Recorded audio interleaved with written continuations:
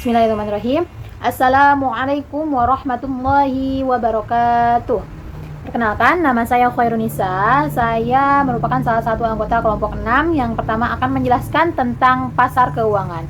Apa itu pasar keuangan? Pasar keuangan merupakan sebuah lembaga dan prosedur yang memberikan fasilitas transaksi untuk semua tipe aset keuangan yang berguna untuk meminjam, memberikan kemudahan berinvestasi, konsumsi, lalu menabung, lalu ada juga dan memberi keleluasaan dalam melakukan jual beli barang atau jasa. Berikutnya adalah investasi. Apa itu investasi? Investasi merupakan suatu aktivitas menempatkan dana pada satu periode tertentu dengan harapan penggunaan dana tersebut bisa menghasilkan keuntungan dan atau meningkatkan nilai investasi. Lalu, apakah ada perbedaan antara investasi dengan menabung? Jelas ada. Yang pertama, investasi. Investasi biasanya digunakan untuk tujuan jangka menengah atau jangka panjang. Sedangkan menabung, akumulasinya hanya untuk tujuan jangka pendek. Itu yang pertama. Yang kedua, investasi bertujuan untuk memperbesar kekayaan melalui regular income dan capital gain. Lalu, sedangkan menabung adalah tujuannya yang hendak dicapai sering lebih bersifat konsumtif. Lalu yang ketiga, investasi merupakan dana awalnya biasanya dalam jumlah yang besar. Sedangkan menabung, jumlah awalnya biasanya relatif lebih kecil dibanding investasi. Lalu, investasi dibagi menjadi beberapa. Yang pertama, investasi pada aktiva real. Investasi ini biasanya dilakukan seseorang dalam bentuk kasat mata atau dapat dilihat secara fisik. Misalkan investasi emas, investasi properti, investasi tanah, terus logam mulia dan lain sebagainya. Yang kedua, investasi pada aktiva finansial. Investasi pada aktiva finansial merupakan investasi yang dilakukan seseorang dalam bentuk surat-surat berharga seperti saham, deposito, dan lain sebagainya. Selanjutnya adalah peran dan fungsi pasar keuangan. Yang pertama adalah mentransfer dana dari unit surplus ke defisit. Lalu yang kedua adalah menyediakan mekanisme dalam penentuan harga aset keuangan. Yang ketiga, menawarkan likuiditas kepada pelaku pasar. Yang keempat, mengurangi biaya-biaya transaksi. Lalu macam-macam pasar keuangan. Yang pertama, pasar modal atau yang disebut dengan capital market. Yang kedua, pasar uang atau money market. Yang ketiga, pasar valuta asing. Lalu yang keempat, pasar kredit konsumen. Dan yang kelima, pasar hipotek. Selanjutnya, pasar keuangan dibagi menjadi beberapa kelompok. Yang pertama, pasar keuangan berdasarkan instrumen yang diperdagangkan. Yang pertama ada debit market. Pasar ini memperdagangkan instrumen utang jangka pendek hingga jangka menengah. Waktunya sekitar 1-5 tahun, misalkan commercial paper dan lain sebagainya. Yang kedua, equity market. Pasar ini memperjualbelikan klaim kepemilikan perusahaan dan bersifat jangka menengah hingga jangka panjang. Contohnya adalah saham. Lalu, pasar keuangan yang berdasarkan jangka waktu jatuh temponya. Yang pertama adalah money market. Yang kedua adalah capital market. Selanjutnya, pasar keuangan berdasarkan waktu transaksi yang dilakukan. Yang pertama primary market dan yang kedua adalah secondary market. Selanjutnya, pasar keuangan berdasarkan tata cara pembayaran. Yang pertama cash market dan kedua derivative market. Nah, selanjutnya siapa saja peserta pasar keuangan? Pelaku pasar keuangan adalah pihak-pihak yang membutuhkan dana ataupun modal maupun pihak-pihak yang menambahkan dan menginvestasikan dalam pasar uang. Pelaku dalam pasar uang terdiri dari Bank Sentral atau Bank Indonesia, lembaga-lembaga pemerintah, lalu perusahaan-perusahaan swasta, bank-bank komersial, yayasan, selanjutnya misalkan perusahaan asuransi dan lain sebagainya. Selanjutnya kita masuk ke bab berikutnya, yaitu pasar uang. Pasar uang adalah tempat bertemunya pihak berkelebihan dana dengan pihak yang berkekurangan dana, yaitu yang mentransaksikan instrumen pasar uang dengan jatuh tempo dalam kurun waktu 1 tahun atau lebih. Selanjutnya, apa sih tujuannya diadakannya pasar uang? Yang pertama adalah sebagai sarana alternatif bagi lembaga keuangan untuk memenuhi kebutuhan jangka pendeknya. Yang kedua, sebagai sarana penempatan dana atas kelebihan likuiditas untuk mencari keamanan dan peluang memperoleh pendapatan pendapatan bunga. Lalu yang ketiga adalah sebagai sarana pengendalian moneter bagi pemerintah terhadap operasi pasar terbuka dengan sertifikat Bank Indonesia dan surat berharga pasar uang. Ya, selanjutnya adalah instrumen pasar uang. Instrumen pasar uang yang pertama adalah instrumen pasar uang di pasar internasional. Di antaranya yang pertama Treasury Bills, yang kedua Commercial Paper, yang ketiga Certificate of Deposit, yang keempat Banker Acceptance, yang kelima Bills of Exchange, yang keenam adalah Fed Funds, yang ketujuh yaitu repurchase agreement. Selanjutnya, instrumen pasar uang di pasar uang Indonesia. Yang pertama adalah Treasury Bills, yang kedua adalah Commercial Paper, yang ketiga adalah Certificate of Deposit, yang keempat Banker Acceptance, yang kelima Sertifikat Bank Indonesia, yang keenam adalah Call Money, yang ketujuh adalah Repurchase Agreement. Untuk bab berikutnya akan dijelaskan oleh rekan saya.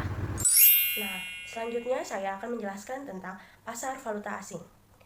Apa sih pasar valuta asing? Nah, pasar valuta asing atau disebut dengan bursa falas adalah suatu mekanisme di mana orang dapat mentransfer daya beli antar negara, memperoleh dan menyediakan kredit untuk transaksi perdagangan internasional, dan meminimalkan kemungkinan resiko kerugian akibat terjadinya fluktuasi kurs suatu mata uang.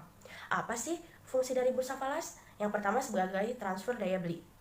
Nah, transfer daya beli diperlukan dalam perdagangan antar negara atau perdagangan internasional dan dalam transaksi modal yang melibatkan pihak-pihak yang bertempat tinggal di negara yang berbeda, yang juga memiliki mata uang yang berbeda. Nah, misalnya, eksportir Jepang menjual mobil Toyota kepada importir Australia. Eksportir Jepang ingin dibayar dengan yen, sementara importir Australia ingin membayar dalam dolar Australia. Seperti itu. Nah, fungsi yang kedua yaitu sebagai penyediaan kredit. Jadi dalam perdagangan internasional, waktu itu merupakan hal yang penting, baik untuk pengiriman barang maupun pembayarannya, sesuai dari mata uang yang disepakati. Jadi pasar falas itu menyediakan sumber kredit sesuai mata uang yang diinginkan, misalnya instrumen BA dan LC.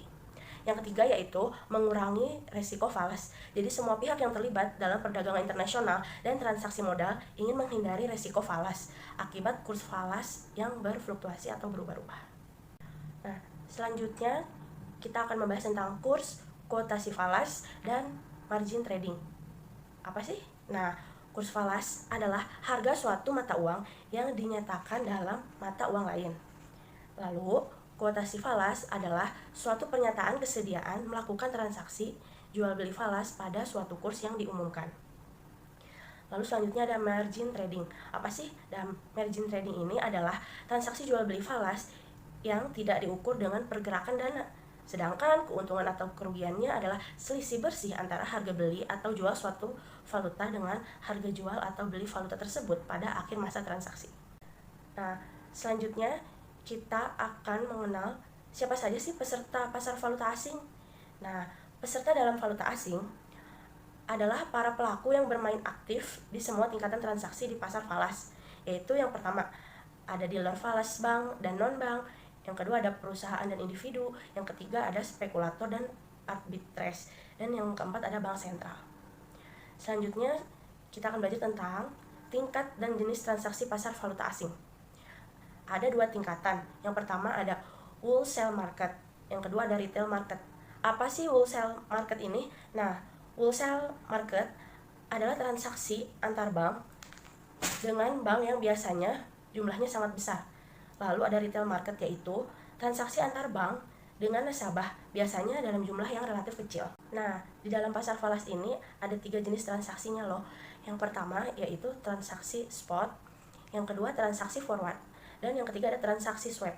Nah, pertama kita akan membahas tentang transaksi spot. Apa sih transaksi spot itu? Nah, transaksi spot adalah jual beli falas dengan penyerahan dan pembayaran antar bank yang akan diselesaikan pada 2 hari kerja berikutnya. Nah, penyerahan dana dalam transaksi spot ini ada 3 macam loh. Yang pertama ada value today, yang kedua value tomorrow, dan yang ketiga ada value spot. Selanjutnya transaksi forward tadi. Nah, transaksi forward adalah apa sih? Transaksi forward adalah transaksi sejumlah mata uang tertentu dengan sejumlah mata uang lainnya dengan penyerahan pada waktu yang akan datang. Selanjutnya ada transaksi swap. Transaksi swap itu apa sih? Nah, transaksi swap ini adalah pembelian dan penjualan secara bersamaan sejumlah tertentu mata uang dengan dua tanggal penyerahan yang berbeda. Nah, selanjutnya ada istilah euro currency dan Eurobank. Apa sih euro currency dan Eurobank itu? Nah, euro currency adalah suatu mata uang yang disimpan pada sebuah bank yang berkedudukan di luar negara yang memiliki mata uang tersebut. Nah, jadi artinya mata uang yang dapat ditukarkan itu biasanya berbentuk euro. Lalu, apa sih Eurobank? Eurobank adalah lembaga keuangan yang secara bersamaan menerima deposito atau tabungan dan memberikan pinjaman dalam mata uang. Selain mata uang lokal di mana lembaga keuangan itu membuka kantornya. Nah, kegiatan Eurobank tidak tunduk pada peraturan perundang-undangan perbankan setempat. Hal ini karena kegiatan tersebut tidak secara langsung mempengaruhi kondisi moneter setempat. Assalamualaikum warahmatullahi wabarakatuh. Nama saya Mita Puspita, NPM 2017 1450 1367. Saya akan melanjutkan menjelaskan bab 4, yakni tentang pasar perdana. Pengertian dari pasar perdana sendiri yaitu perusahaan dalam memenuhi kebutuhan dananya untuk membiayai seluruh kegiatannya dapat melakukan dengan dua cara. Yang pertama, menjual sebagian kepemilikannya pemegang saham pada perusahaan dalam bentuk saham. Yang kedua adalah berhutang kepada pihak lain dengan menjual obligasi. Adapun pasar perdana adalah pasar di mana perusahaan untuk pertama kali menerbitkan dan memperdagangkan surat berharga. Pasar perdana atau penawaran umum disebut juga dengan Initial Public Offering atau IPO. Kegiatan ini disebut juga dengan emisi efek atau lebih populer disebut dengan go public. Selanjutnya ada tujuan IPO. Tujuan IPO adalah pasar perdana pada umumnya adalah yang pertama, memperoleh dana dari IPO untuk melakukan pengembangan, perluasan, dan ekspansi bisnis perusahaan.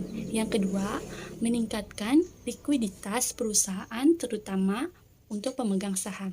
Yang ketiga, membangun reputasi dan membuat perusahaan semakin mempunyai nilai di mata publik. Selanjutnya yaitu persyaratan dan prosedur IPO. Persyaratan atau prosedur IPO yang pertama yaitu perusahaan harus berbadan perseroan terbatas. Kedua, berkedudukan di Indonesia. Ketiga, mempunyai modal di setor sampai dengan 200 juta. Keempat, 2 tahun terakhir harus memperoleh keuntungan. Kelima, laporan keuangan dalam 2 tahun terakhir dengan opini harus diaudit pada akuntan publik dengan opini wajar tanpa pengecualian. Khusus bank, 3 tahun terakhir harus memenuhi ketentuan yakni 2 tahun pertama cukup sehat dan 1 tahun terakhir tergolong sehat. Adapun perbedaan antara pasar perdana dan pasar sekunder yakni pasar perdana yang pertama harga saham tetap. Adapun pasar sekunder harga saham berfluktuasi sesuai kekuatan supli. Kedua, pasar perdana tidak dikenal komisi, tetapi pasar sekunder dibebankan dengan adanya komisi. Yang ketiga, pasar perdana hanya untuk pembelian saham. Adapun pasar sekunder berlaku untuk pembelian maupun penjualan saham. Keempat, pemesanan dilakukan melalui agen penjualan. Adapun dari pasar sekunder, pemesanan dilakukan melalui anggota bursa atau pialang atau broker. Yang kelima, jangka waktu pasar perdana di pasar perdana yang kelima jangka waktunya terbatas, tetapi di pasar sekunder jangka waktunya tidak terbatas. Nama saya Putri Oktaviani, NPM 2017 14 500 329. Saya akan melanjutkan bab 5 yaitu pasar modal. Dimulai dari pengertian pasar modal. Pasar modal merupakan sumber dana jangka panjang. Efek atau surat berharga yang jatuh temponya lebih dari 1 tahun diperjualbelikan. Berikut ada beberapa definisi mengenai pasar modal. Di antaranya, 1. Pasar modal dalam arti sempit adalah suatu tempat yang terorganisasi dalam efek diperdagangkan. Pasar modal disebut juga bursa efek. Bursa efek ini merupakan suatu sistem yang terorganisasi yang mempertemukan penjual dan pembeli efek yang dilakukan baik secara langsung maupun dengan melalui wakil-wakilnya. Pasar modal menurut Kamus Uang dan Pasar Modal, pasar konkret yang mempertemukan pihak yang menawarkan dan memerlukan dana jangka panjang, yaitu jangka waktu lebih 1 tahun. Manfaat dari pasar modal. Manfaat pasar modal tidak hanya untuk emiten atau perusahaan atau investor saja, tetapi juga mempunyai efek positif bagi perkembangan perekonomian suatu negara. Antara lain, yang pertama, mendapat sumber pendapatan negara dari transaksi yang dikenakan pajak. Yang kedua, menjalankan roda perekonomian dari transaksi jual beli instrumen investasi. Selanjutnya, memantau transaksi modal secara resmi. Yang keempat, mengoptimalkan kinerja perusahaan yang bersifat emiten atau sudah IPO. Yang kelima, menarik investor asing serta memantau kontribusi. Yang keenam, menyediakan wadah resmi untuk transaksi surat berharga. Yang ketujuh, meningkatkan kualitas ekonomi seperti membuka lapangan pekerjaan. Yang selanjutnya itu ada instrumen pasar modal. Instrumen pasar modal adalah semua surat-surat berharga atau efek yang umum diperjualbelikan melalui pasar modal. Surat-surat berharga tersebut diantaranya adalah satu, reksadana. Reksadana adalah sertifikat yang menjelaskan bahwa pemiliknya menitipkan uang kepada pengelola reksadana atau manajer investasi. Selanjutnya ada saham. Saham adalah surat beli tanda kepemilikan bagian modal pada suatu perseroan terbatas. Yang ketiga dari right issue. Right issue ini adalah hak yang diberikan kepada pemegang saham untuk membeli tambahan saham baru yang diterbitkan oleh suatu perusahaan. Selanjutnya ada obligasi. Obligasi adalah bukti utang dari emiten yang dijamin oleh penanggung yang mengandung janji pembayaran buang atau janji lainnya serta pelunasan pokok pinjaman yang dilakukan kepada tanggal jatuh tempo. Dan yang selanjutnya ada waran. Waran adalah hak untuk membeli saham biasa kepada waktu dan harga yang telah ditentukan. Selanjutnya ada peran dan lembaga penunjang pasar modal. Di antaranya 1. Badan Pengawas Pasar Modal, 2. Perusahaan, 3. Self Regulatory Organization atau SRO. Yang keempat ada perusahaan efek, dan yang terakhir ada penasihat investasi. Para pemain pasar modal, ada beberapa para pemain pasar modal, diantaranya ada emiten, 2 investor, 3 lembaga penunjang, 4 ada pinjaman emisi, 5 perantara perdagangan efek, dan 6 ada pedagang efek, dan yang terakhir ada selanjutnya ada penanggung atau guarantor. Dan selanjutnya nomor 8 ada wali amanat, 9 perusahaan surat berharga, 10 perusahaan pengelola dana, 11 lembaga penunjang pasar modal, dan yang terakhir lembaga penunjang emisi obligasi. Selanjutnya lanjut ke bab 6. Di bab 6 ada saham. Apa itu saham? Pengertian dari saham adalah suatu dokumen berharga yang mampu menampilkan bagian kepemilikan dari suatu perusahaan. Yang artinya saat seseorang memutuskan untuk membeli saham, maka sebenarnya orang tersebut sudah membeli sebagian dari kepemilikan perusahaan yang dibelinya. Pengertian saham secara sederhana adalah suatu alat bukti atau atas kepemilikan dari sebuah perusahaan. Bentuk dari saham itu sendiri biasanya adalah lembaran kertas yang mana isinya menyatakan kepemilikan surat berharga. Surat berharga tersebut adalah pemilik dari perusahaan yang membuat surat. Yang kedua ada jenis saham. Jenis saham berdasarkan kemampuannya yaitu ada saham biasa dan saham preferred. Saham biasa adalah suatu saham yang bisa diklaim berdasarkan dari keuntungan dan kerugian yang ada pada suatu perusahaan. Apabila prosedur likuidasi dilakukan, maka para pedagang saham bisa memiliki prioritas terakhir dalam hal pembagian dividen dari penjualan aset suatu perusahaan. Ciri dari saham biasa ini antara lain setiap pemegang saham mempunyai hak suara yang sama dalam memilih dewan komisaris. Yang selanjutnya ada setiap hak pemegang saham akan diprioritaskan saat perusahaan akan mengeluarkan saham baru. Selanjutnya setiap pemegang saham memiliki tanggung jawab yang sifatnya terbatas, yakin sebesar nilai saham yang sudah disetorkannya. Yang kedua ada saham preference. Saham preference adalah suatu saham yang dimana nilai pembagian labanya tergolong tetap. Dan saat perusahaan menderita kerugian, maka para pemegang saham preference tersebut akan diberikan prioritas utama dalam hal pembagian hasil penjualan aset perusahaan.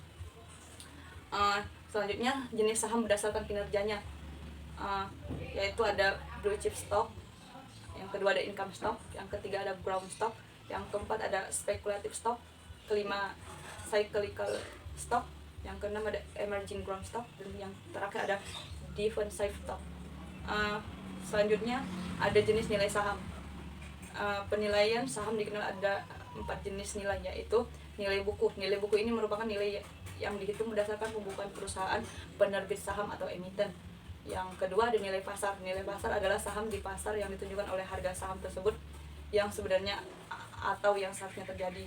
Yang terakhir ada nilai nominal atau nilai pari, merupakan nilai kewajiban yang ditetapkan untuk tiap-tiap lembar saham. Selanjutnya ada resiko investasi. Resiko investasi adalah tingkat potensi kerugian yang timbul karena perolehan hasil investasi yang diharapkan tidak sesuai dengan harapan. Yang seharusnya disadari oleh para investor adalah bahwa selain menjanjikan potensi keuntungan, investasi juga menyimpan kemungkinan risiko atau kerugian. Dalam investasi terdapat hubungan yang kuat antara keuntungan dan risiko. Semakin tinggi potensi keuntungan, semakin tinggi pula tingkat risikonya, dan begitu juga sebaliknya. Yang pertama ini ada risiko suku bunga. Risiko suku bunga adalah kemungkinan penurunan nilai instrumen hutang berbunga terhadap tetap sebagai akibat dari kenaikan suku bunga. Yang kedua ada risiko bisnis. Risiko bisnis adalah risiko yang terkait dengan surat berharga tertentu. Hal ini juga dikenal sebagai risiko tak sistematis dan mengacu pada risiko yang terkait dengan penerbit surat berharga tertentu. Yang ketiga ada risiko kredit. Resiko kredit ini mengacu pada kemungkinan bahwa penerbit obligasi tertentu tidak akan dapat melakukan pembayaran bunga yang diharapkan atau pelunasan pokok. Biasanya semakin tinggi risiko kredit, semakin tinggi bunga obligasi. Dan yang terakhir ada risiko tax stability. Hal ini berlaku untuk penawaran obligasi daerah dan mengacu pada risiko bahwa surat berharga yang diterbitkan dengan status bebas pajak berpotensi kehilangan status sebelum jatuh tempo karena obligasi daerah memiliki tingkat bunga yang lebih rendah dibandingkan obligasi yang sepenuhnya kena pajak. Pemegang obligasi akan mendapatkan hasil yang lebih rendah daripada yang direncanakan setelah pengurangan pajak. Baiklah, sekian yang dapat saya jelaskan. Selanjutnya akan dijelaskan oleh teman saya yang lain. Assalamualaikum warahmatullahi wabarakatuh. Nama saya Rizka Putri Ayudia, NPM 2017 145000318. Saya akan menjelaskan bab 7, yaitu tentang obligasi. Apa sih pengertian obligasi? Obligasi itu yaitu pernyataan utang yang dikeluarkan oleh suatu pemerintah negara atau perusahaan sebagai pihak yang memiliki utang untuk selanjutnya diserahkan kepada pemegang obligasi yang dilengkapi dengan janji untuk membayar utang dan bunganya sesuai dengan tanggal jatuh tempo pembayaran. Pihak penerbit obligasi adalah pihak yang berutang, sedangkan pihak pemegang saham adalah pihak yang melakukan piutang. Biasanya obligasi diterbitkan oleh perusahaan yang memerlukan pinjaman modal dari pihak luar perusahaan. Biasanya ini memiliki tenor atau jangka waktu yang berbeda-beda, mulai dari 5 hingga 30 tahun. Nah, pengertian obligasi juga adalah suatu produk dari pasar modal, bukan dari lembaga keuangan bank atau non-bank. Tapi, bank juga bisa memiliki peran sebagai agen yang menjual obligasi. Lalu, ada obligasi berdasarkan penerbitnya. Jika kita lihat berdasarkan penerbitnya, maka obligasi akan terbagi menjadi 4, yaitu apa aja sih? Pertama ada corporate bonds, kedua ada government bonds, ketiga ada municipal bonds, dan keempat yang terakhir adalah foreign bond atau singkatannya FB. Yang pertama ada corporate bonds, yaitu salah satu jenis obligasi yang dikeluarkan oleh perusahaan tertentu seperti pemerintah atau BUMN ataupun swasta dengan kurun waktu hanya 1 tahun. Lalu yang kedua ada government bonds, adalah jenis obligasi yang dikeluarkan oleh pemerintah. Lalu yang ketiga ada municipal bonds, adalah jenis obligasi yang dikeluarkan oleh pemerintah daerah untuk mendanai proyek pembangunan yang berhubungan dengan kepentingan publik. Lalu yang keempat ada foreign bonds atau FB, obligasi yang diterbitkan oleh negara asing dan salah satu resikonya adalah resiko dalam bentuk foreign currency atau mata uang asing. Nah, resiko lain adalah jika terjadi pada resiko gagal bayar. Lalu ada jenis dan karakteristik obligasi. Nah, obligasi memiliki karakteristik yang berbeda dengan jenis surat berharga lainnya, yaitu apa aja sih? Yang pertama yaitu nilai obligasi. Pihak yang berperan dalam mengeluarkan obligasi harus memberikan informasi terkait jumlah uang yang dibutuhkan atau sering disebut juga dengan jumlah emisi obligasi. Lalu yang kedua ada jatuh tempo. Obligasi memiliki jangka waktu dari 1 tahun sampai 10 tahun, tapi umumnya jatuh tempo suatu obligasi adalah 5 tahun. Biasanya para investor lebih memilih obligasi jangka pendek karena memiliki nilai resiko yang kecil. Lalu yang ketiga ada principal dan coupon rate. yaitu adalah suatu nominal uang yang harus dikeluarkan para penerbit obligasi pada pemegang obligasi pada masa jatuh tempo. Lalu yang keempat ada jadwal pembayaran. Pembayaran kupon obligasi harus dilakukan oleh sang penerbit obligasi secara berkala sesuai dengan kesepakatan yang sudah ditetapkan, seperti per 3 semester, per semester, atau triwulan sekali.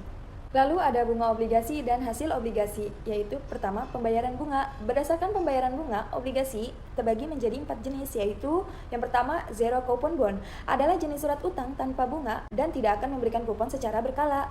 Lalu yang kedua, ada obligasi kupon. Obligasi kupon adalah surat utang yang mampu memberikan bunga ataupun kupon secara berkala kepada para investornya. Yang ketiga, ada obligasi fixed coupon atau kupon tetap, adalah jenis obligasi yang menawarkan tingkat suku bunga dengan nilai yang tetap hingga jatuh tempo pada utang tersebut sudah tiba.